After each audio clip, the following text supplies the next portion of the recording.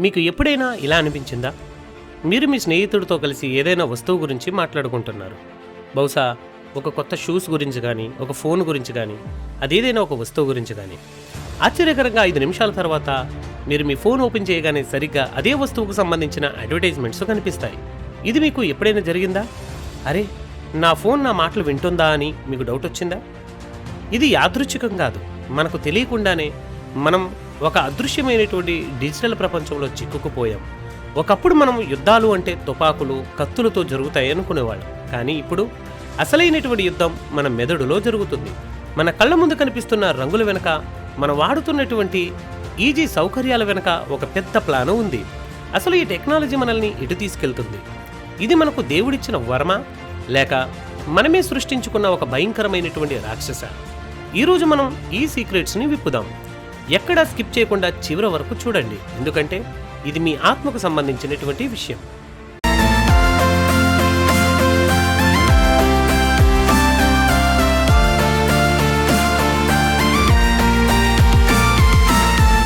Hello friends, నా పేరు Daniel. మీరు చూస్తున్నారు బైబిల్ అన్ ఫ్యాక్ట్స్ తెలుగు యూట్యూబ్ ఛానల్. మనం అసలు ఒక విషయానికి వద్దాం. ఇదే ఆర్టిఫిషియల్ ఇంటెలిజెన్స్ లేదా కృత్రిమ మేధస్సు. ఒకప్పుడు కంప్యూటర్లు అంటే కేవలం మనం చెప్పిన లెక్కలను చేసేవి. కానీ ఇప్పుడు అలా కాదు. అవి ఆలోచిస్తున్నాయి, నేర్చుకుంటున్నాయి, చివరకు మనకంటే బాగా క్రియేట్ చేస్తున్నాయి, కవిత్వం రాస్తున్నాయి, బొమ్మలు గీస్తున్నాయి, చివరకు రోగాలను కూడా కనిపెడుతూ ఉన్నాయి. ఇదంతా వినడానికి చాలా బాగుంది కదా. మనం కోడ్ రాస్తున్నాం, కానీ ఆ కోడ్ రేపు మనల్ని ఏం చేస్తుందో ఎవ్వరూ ఆలోచించడం లేదు. ప్రముఖ బైబిల్ పరిశోధకుడైనటువంటి చెక్ మిస్లర్ తన ఏలియన్ ఎన్కౌంటర్స్ అనే పుస్తకంలో ఒక మాట అన్నారు. టెక్నాలజీ అనేది 2 వైపులా పదునున్న కత్తి లాంటిది. అది దేవుని సేవకైనా ఉపయోగపడవచ్చు, లేదా మనల్ని బానిసలుగా మార్చడానికైనా ఉపయోగపడవచ్చు. దానియేలు గ్రంథం 12వ అధ్యాయం 4లో ఒక ప్రవచనం ఉంది. అంత్య దినాల్లో జ్ఞానం వృద్ధి పొందును అని. ఇప్పుడు మనం జ్ఞానం వృద్ధి చెందడం చూడట్లేదు. ఆ జ్ఞానంలో మనం మునిగిపోతూ ఉన్నాం. కానీ ఈ టెక్నాలజీని సాతాను తన చేతుల్లోనికి తీసుకుంటే ఏమవుతుంది? సైన్స్ ఫిక్షన్ సినిమాల్లో చూసే మిషన్ల రాజ్యం నిజంగానే రాబోతుందా? ఇది కేవలం టెక్నాలజీ విప్లవం కాదు, ఇది ఒక ఆత్మీయ యుద్ధం. ఏఐ పెరిగే కొలది మన మెదడు పనితీరు తగ్గిపోతుంది.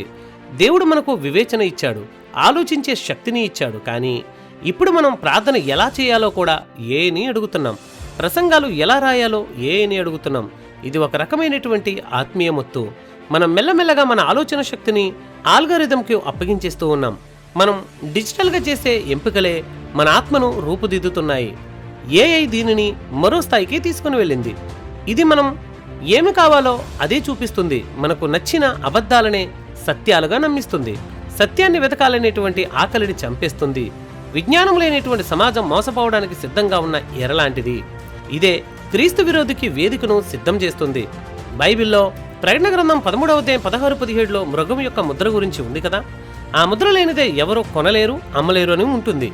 ఒక ఏఐ ఆధారిత ప్రపంచంలో ప్రతి లావాదేవీ ట్రాక్ చేయబడితే, ప్రతి అడుగు రికార్డ్ చేయబడితే, ఆ ప్రవచనం నెరవేరడం ఎంత సులభమో డిజిటల్ ఐడెంటిటీలు, క్యాష్ వాలెట్లు, సిస్టమ్స్ అన్నీ ఆ దిశగానే వెళుతూ ఉన్నాయి. సాతానును బైబిల్ ఆకాశమండలపు అధిపతి అని పిలుస్తుంది. బహుశా ఏఐ అనేది వాడు వాడే ఆ కంట్రోల్ రిమోట్ కావచ్చు. మీరు గమనించారా? యూట్యూబ్, ఇన్స్టాగ్రామ్ రీల్స్ ఓపెన్ చేస్తే మనకు తెలియకుండానే గంటలు గంటలు గడిచిపోతాయి. అక్కడ వచ్చే వీడియోలు ఎలా ఉంటాయో తెలుసా? పైన ఒక చిన్న కథను ఏఐ తన గొంతుతో వినిపిస్తూ ఉంటుంది. కింద ఎవరో గేమ్ ఆడుతూ ఉంటారు, లేదా ఏదో బొమ్మలు గీస్తూ ఉంటారు. వాటిలో ఏమైనా అర్థం ఉందంటారా? లేదు. దీనినే సైకాలజీలో డోపమైన్ లూప్ అంటారు. మన మెదడుకి ఏదైనా క్రొత్తగా, కలర్ఫుల్గా కనిపిస్తే ఒక రకమైనటువంటి కెమికల్ రిలీజ్ అవుతుంది. అది మనల్ని ఒక ట్రాన్స్లోనికి, అంటే ఒక రకమైన మత్తులోనికి తీసుకొని వెళుతుంది. దీనిని నేను మెంటల్ పాసిఫైయర్స్ అంటాను. తెలుగులో చెప్పాలి అంటే మానసికమైనటువంటి మత్తు మందులు. కొన్ని కంటెంట్ ఫార్మ్స్ రోజుకు 200 నుంచి 300 వీడియోలను ఏఐ ద్వారా క్రియేట్ చేసి ఇంటర్నెట్లో వదులుతున్నాయి. ఇవి మనిషికి మేలు చేసేవి కాదు, కేవలం వ్యూస్ కోసం మనల్ని అడిక్ట్ చేయడానికి తయారయ్యే డిజిటల్ చెత్త మాత్రమే. సామెతల గ్రంథం 19వ అధ్యాయం 15వ వచనంలో ఒక మాట ఉంది. సోమరతనము గాఢ నిద్రలో పడవేయును. ఈ డిజిటల్ సోమరతనము కూడా మనల్ని ఆత్మీయంగా గాఢ నిద్రలోనికి పడేస్తుంది. మనం దేవుని వాక్యం చదవడానికి ఓపిక చూపించము, కానీ గంటల కొద్దీ రీల్స్ స్క్రోల్ చేయడానికి సమయాన్ని కేటాయిస్తాము. ఇది మనల్ని అంత్యదినాలలో వచ్చే భ్రమ వైపు నెమ్మదిగా నడిపిస్తుంది. మరొక అలవాటు ఏంటంటే డూమ్ స్క్రోలింగ్ అంటే ప్రొద్దున్న లేవగానే ప్రపంచంలో ఎక్కడ యుద్ధం జరిగింది, ఎక్కడ ఎంతమంది చనిపోయారు, ఏం విపత్తు రాబోతుంది అనే నిరంతరం నెగిటివ్ వార్తలను వెతకడం. ఈ ఆల్గారిథం మనకు భయాన్ని కలిగించే వార్తలను ఎక్కువగా చూపిస్తాయి.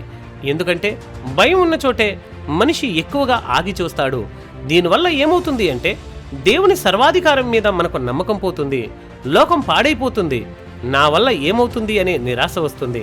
ప్రకటన గ్రంథం 12:10 ప్రకారము సాతాను మనల్ని ఎప్పుడూ నిందిస్తూ భయపెడుతూ ఉంటాడు. దేవుని బిడ్డలను అలసిపోయేలా చేయడం వాడి స్ట్రాటజీ. సామెతలు 4వ అధ్యాయం 23 చెబుతుంది, నీ హృదయమును అన్నిటికంటే జాగ్రత్తగా కాపాడుకో అని. కానీ మనం మన హృదయాన్ని నెగిటివ్ వార్తలకు వదిలేస్తూ ఉన్నాం. ఒక్కసారి మిమ్మల్ని మీరు ప్రశ్నించుకోండి. రోజులో మీరు ఎంత సమయం ఫోన్ చూస్తూ గడుపుతున్నారు? మీ ఫోన్ పక్కన పెట్టినప్పుడు మీకు ప్రశాంతంగా ఉందా లేదా నిరాశగా ఉందా? మిత్రులారా, ఆ స్క్రోలింగ్ని ఆపి పరిశుద్ధ గ్రంథాన్ని చదవడం మొదలుపెట్టండి. డిజిటల్ స్క్రీన్ ఇచ్చేది భయం, దేవుని వాక్యం ఇచ్చేది జీవం. ప్రకటన గ్రంథం 13వ అధ్యాయము 14-15 వచనంలో ఒక ప్రవచనం ఉంది. అక్కడ మృగం యొక్క ప్రతిమ గురించి ఉంది. ఆ ప్రతిమకు ప్రాణం పోయబడుతుందట, అది మాట్లాడుతుందట, తనను పూజించిన వారిని చంపేస్తుందట. ఒకప్పుడు ఇది చదివినప్పుడు బొమ్మ మాట్లాడడం ఏంటి అని అందరూ అనుకునేవారు. కానీ ఈరోజు ఏఐ మరియు రోబోటిక్స్ చూస్తూ ఉంటే అది ఎంత సాధ్యమో అర్థమవుతుంది కదా. హోలోగ్రామ్స్, హ్యూమనాయిడ్ రోబోట్స్, డీఫేక్స్, ఈ టెక్నాలజీతో ఏ మనిషి మాట్లాడకపోయినా మాట్లాడినట్లు సృజించవచ్చు. అంటే అబద్ధపు అద్భుతాలు చేయడానికి సాతానుకు ఏఐ ఒక అద్భుతమైనటువంటి ఆయుధం. మనల్ని వివేచన లేకుండా చేస్తే వాడు చేసే ఆ మాయాజాలం మనం గుర్తుపట్టలేం. ఒకప్పుడు మనిషి తన మేధస్సుతో పనిచేసేవాడు, కానీ ఇప్పుడు మనిషికి ఏం కావాలన్నా సరే అడిగితే చాలు, ఏఐ అలా చేసి ఇచ్చేస్తుంది. కొన్ని వందల గంటలు పట్టే పనిని ఇప్పుడు నిమిషాల్లో పూర్తి చేస్తుంది. వేగం పెరిగింది. మన చుట్టూ రోజు సరికొత్త ఇన్నోవేషన్స్ వస్తూ ఉన్నాయి. నిజం చెప్పాలి అంటే ఒక మనిషి తన జీవిత కాలంలో చేయలేనంత పనిని ఈ కృత్రిమ మేధస్సు కేవలం కొన్ని సెకండ్లలో చేసి పడేస్తుంది. ఒక్కసారి ఆలోచించండి. మానవ చరిత్రలో ఏ కాలంలో జరగని ఒక వింతను ఈరోజు మనం కళ్ళారా చూస్తున్నాం. పాత ఫోటోలకి కదలికలు రావడం, ఎప్పుడో చనిపోయిన వాళ్ళు మళ్ళీ బ్రతికి వచ్చి మాట్లాడుతున్నట్లు వీడియోలు సృష్టించడం, చివరకు జంతువులు కూడా మనుషుల్లా మాట్లాడడం, ఇవన్నీ చూస్తుంటే ఆశ్చర్యంగా ఉందా? ఇంకా విచిత్రం ఏంటంటే మీ ముఖాన్ని వాడుకొని మిమ్మల్ని ఏదో ఒక సినిమా సీన్లోనికి హీరోలాగా చూపిస్తూ క్షణాల్లో వీడియోను తయారు చేయొచ్చు. ఇవన్నీ చూస్తున్న తరం మనమే. అయితే ఇదంతా కేవలం ఒక టెక్నాలజీ అభివృద్ధి మాత్రమే అనుకుంటే మనం పొరపడినట్లే. బైబిల్ వెలుగులో చూస్తే ఇదంతా రాబోతున్న ఒక మహా మోసానికి ఛాయలా కనిపిస్తుంది. అసలైనటువంటి మోసం లోకంలోనికి వచ్చినప్పుడు అది మోసం అని ప్రజలు గుర్తించకుండా ఉండడానికి అపవాది ఈ లోకాన్ని ఇప్పుడే ట్యూన్ చేస్తున్నాడు. వాడు ముందే ఈ టెక్నాలజీ అనేటువంటి మత్తు మందును లోకం మీద చల్లేస్తూ ఉన్నాడు. ఈ మత్తులో పెరిగినటువంటి జనాలని రేపు వాడు తనకు నచ్చినట్లు ఆడించడం చాలా ఈజీ అవుతుంది. ఎందుకంటే రేపు టెక్నాలజీ ఏం చెబితే మనిషి అదే చేస్తాడు. సొంతంగా ఆలోచించే వివేచన, ఏది సత్యం ఏది అసత్యమని గుర్తుపట్టే జ్ఞానం మనిషిలో మెల్లమెల్లగా తగ్గిపోతుంది. దేవుని మీద ఆధారపడాల్సినటువంటి మనిషి ఇప్పుడు టెక్నాలజీ మీద ఆధారపడేలా సాతానుడు ప్లాన్ చేస్తున్నాడు. ఇది ఇంకా మనకు అర్థం కావాలి అంటే ఒక ఎగ్జాంపుల్. మన ఫోన్ ఒక 30 ఏళ్ల క్రితం పరిస్థితిని గుర్తు చేసుకోండి. మన చేతిలో ఇప్పుడు ఉన్నటువంటి స్మార్ట్ ఫోన్ లేదు. అయినా మనం ముందుకు వెళ్ళేవాళ్ళం, హాయిగా బ్రతికేవాళ్ళం. కానీ కొన్ని ఏళ్ల తర్వాత ఏమైంది?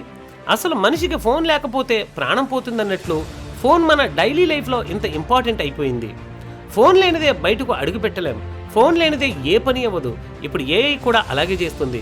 ప్రస్తుతం ఎక్కడో అక్కడో ఉన్నట్టు మనకు అనిపిస్తుంది, కానీ ముందుకు వెళ్లే కొద్దీ ఏఐ కూడా ఒక కంపల్సరీ అవసరంగా మారిపోతుంది. మన ప్రార్థనల దగ్గర నుంచి మన నిర్ణయాల వరకు ప్రతిదీ ఏఐ మాత్రమే నిర్ణయించే రోజులు వస్తున్నాయి. అపోస్తలుడైన పౌలు దెస్సలోనికీయులకు రాసిన 2వ పత్రిక 2వ అధ్యాయం 9వ వచనంలో ఒక మాట అంటున్నారు. సాతాను తన శక్తిని కనపరచుచు అబద్ధమైన అద్భుతములతోనూ సూచక్రియలతోనూ మహత్కార్యములతోనూ అక్రమపు మోసముతోనూ వచ్చును అని. గమనిస్తున్నారా? అబద్ధపు అద్భుతాలు ఈరోజు ఏఐ చేస్తున్న ఈ మాయాజాలం రేపు క్రీస్తు విరోధి చేసే అబద్ధపు అద్భుతాలు ప్రజలు నమ్మడానికి ఒక ట్రైనింగ్ లాంటిది. మన వివేచన కోల్పోతే వాడు చేసే మాయను దైవశక్తి అని భ్రమపడతాం. అందుకే ఈరోజు నేను మిమ్మల్ని ఒకటే కోరుతున్నాను, టెక్నాలజీని వాడండి, కానీ దానికి బానిసలవ్వకండి. మీ ఆలోచనలను దేవునికి అప్పగించండి. ప్రపంచవ్యాప్తంగా మారుతున్న రాజకీయ పరిస్థితులను ఒక్కసారి గమనించండి. ప్రత్యేకంగా ఇజ్రాయేల్ మీద ద్వేషం పెరగడం, యుద్ధ మేఘాలు కమ్ముకోవడం వెనుక కేవలం రాజకీయాలు మాత్రమే లేవు. ఈ డిజిటల్ ప్రచారం అనగా డిజిటల్ ప్రోపగాండా ఇందులో చాలా కీలక పాత్ర పోషిస్తూ ఉంది. అపవాది తప్పుడు వార్తలను ఎడిట్ చేసిన వీడియోలను, ఏఐ సృష్టించిన అబద్ధాలను నిజమని నమ్మించడానికి టెక్నాలజీని ఒక ఆయుధంగా వాడుకున్నాడు. ఇది కేవలం టెక్నాలజీ వారు కాదు, ఇది ఆకాశ మండలమందున్న దురాత్మల సమూహంతో మనం చేస్తున్నటువంటి యుద్ధం. బ్రదర్, ఇవన్నీ చూస్తుంటే భయమేస్తుంది, మరి మేమేం చేయాలి అని మీరు అడగవచ్చు. మనం భయపడాల్సిన అవసరం అస్సలు లేదు, ఎందుకంటే బైబిల్ మనకు ఒక అద్భుతమైనటువంటి హామీ ఇస్తుంది. తిమోతికి రాసిన 2వ పత్రిక 1వ అధ్యాయం 7వ వచనంలో, దేవుడు మనకు పిరికితనము గల ఆత్మను ఇవ్వలేదు గాని ఇంద్రియ నిగ్రహం గల ఆత్మనే ఇచ్చి ఉన్నాడు. శక్తియు ప్రేమయు నిబ్బరమైన మనసును గల ఆత్మనే మనకు ఇచ్చెను అని ఇక్కడ రాయబడి ఉంది. సాతాను మీ మనసును గందరగోళానికి గురి చేయాలని చూస్తాడు, కానీ దేవుడు మీకు నిబ్బరమైనటువంటి మనసును ఇస్తాడు. ఆల్గరిథమ్స్ మిమ్మల్ని మోసం చేయవచ్చు, కానీ పరిశుద్ధాత్మ దేవుడు మీకు సత్యాన్ని వివేచించే శక్తిని ఇస్తాడు. మనం బెరియా పట్టణస్థుల వలె ఉండాలి. అపోస్తల కార్యములు 17వ అధ్యాయం 11వ వచనంలో వారు ఎలా ఉండేవారో తెలుసా? ఎవరు ఏది చెప్పినా అది భక్తిగా వినేవారు, కానీ వెంటనే నమ్మేసేవారు కాదు. ప్రతి విషయాన్ని బైబిల్తో సరిచూసుకునేవారు. ఈరోజు మనము కూడా అదే కావాలి. ఆల్గరిథం మీకు ఏది చూపిస్తే అది నమ్మకండి. సోషల్ మీడియాలో వచ్చే ప్రతి మెసేజ్ సత్యం అనుకోకండి. దేవుని వాక్యం అనే ఫిల్టర్ ద్వారా ప్రతి విషయాన్ని పరీక్షించుకోండి. ఇది ఈ వీడియో కనుక మీకు నచ్చితే ఈ వీడియోను లైక్ చేయండి, షేర్ చేయండి. మన ఛానల్ సబ్స్క్రైబ్ చేసుకుని మరిన్ని వీడియోల కొరకు బెల్ ఐకాన్ను క్లిక్ చేయండి. Thank you very much.